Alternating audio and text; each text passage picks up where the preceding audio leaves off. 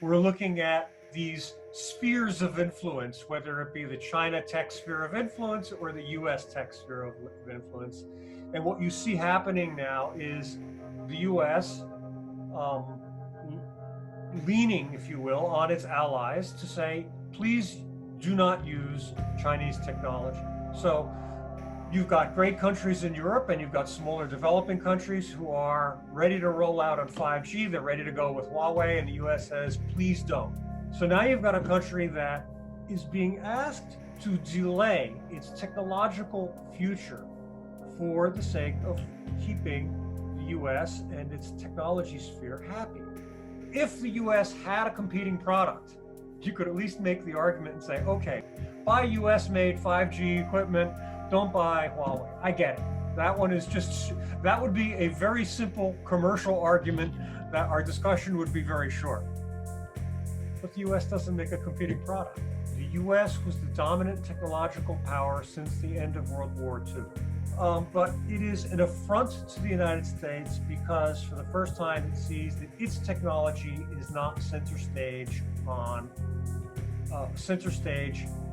advancing the world's technology, and it has to share this with China. And it is a fundamental change in role that is, frankly, technologically frightening. So at some existential level, the US feels threatened when Chinese technology is being used to replace their own. It is going to be years before this resolves. This will not have an immediate, peaceful, happy ending. It's going to be the US and China dividing the world into these technological spheres, and I fear that it will not be a pleasant future for technology. I have lost, look, I have very bad news. I have lost hope completely. Look, you have to look, and if you look at Huawei, look at the Huawei 5G systems. They were buying components from the United States. The US put on export restrictions, banning the export of all of these components.